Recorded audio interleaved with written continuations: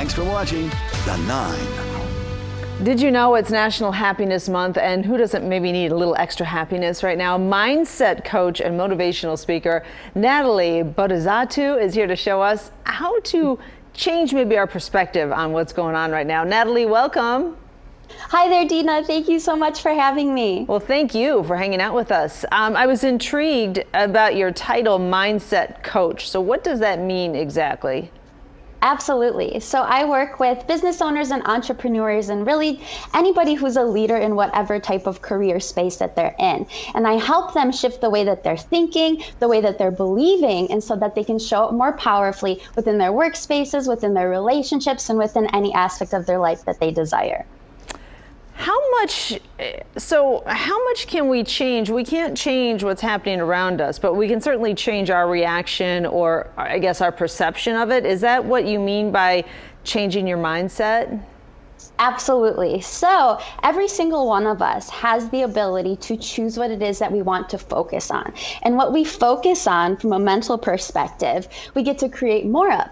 So choosing to focus on the things that are going well, choosing to focus to spend time with life-giving people, choosing to do things that bring us life, bring us joy, and bring us happiness, that's something that's in control, that we have to control. So let's talk about what's happening right now with, there's a lot of fear, there's, health concerns. We're really afraid for our kids as to how this pandemic is going to affect them in the long term. We're worried about financial health. So how do we take all of that and look at that with a rosier outlook? Sure. Well, the first thing is I want to really stress to everybody that it's okay to feel the tough feelings. It's okay to feel stressed, to feel worried, to feel kind of that heaviness. And those feelings, they're called feelings because they're meant to be felt, right? So we get to feel them, we get to process them, and we get to ask for help if we need it, whether it's leaning on a loved one or getting any other type of help that you feel like you need. But after we process those feelings with all the stress that everybody is really dealing with during this time, we're all impacted in some way or another, we still get to choose to want to feel differently. We still get to choose to focus on, okay, I'm not feeling so good right now, but what is it that I do want to focus on? What is it that I do want to feel? And what are some of the things that I can do to help me feel more happiness, more joy, and a little bit more positive during this time? So one of the things, Nathalie, is that it has to be kind of simple, because you're not going to be able to go on a vacation. There are certain things that you just can't do. So where do we begin? How do we start this process of sort of flipping that switch and looking at things, looking for more positives in our world?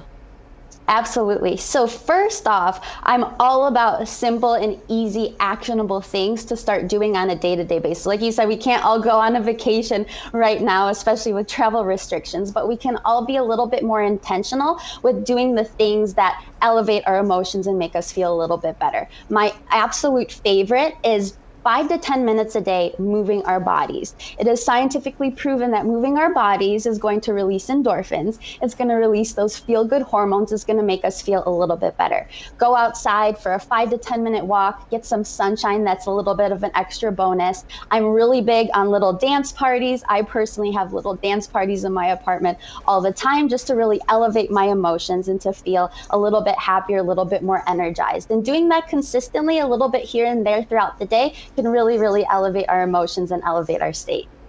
It is interesting. I've been listening to more music. I'm a news junkie, but now I've been taking a break from the news, like many people. And in the car, I've been listening to more music, and that can have a really big impact on your mood. It's surprising how just a song that either takes you back or gets you going a little bit. Also, you mentioned a gratitude journal.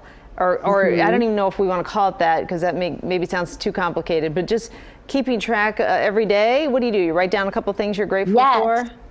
Well, first thing in the morning, this is another little tip that I really recommend to all of my clients.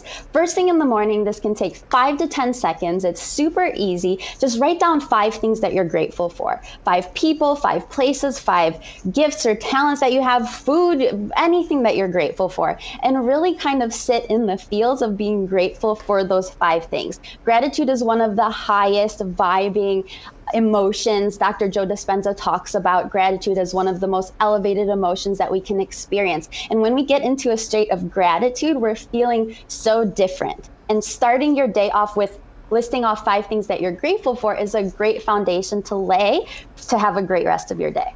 Oh, very good. Nathalie, how do people connect with you? Absolutely. Well, you can just search my name on Instagram. I post videos all the time there. I'm really active on Facebook, and I do also have a website. Just search my name and you'll find me on any of those platforms. And it's Nathalie with an H snuck in there. Yes. Yep. The H is silent. Okay, very good. Nathalie, thank you. Thank you so much, Dina. Given us a lot to think about. The outbreak has taught us a lot. Some people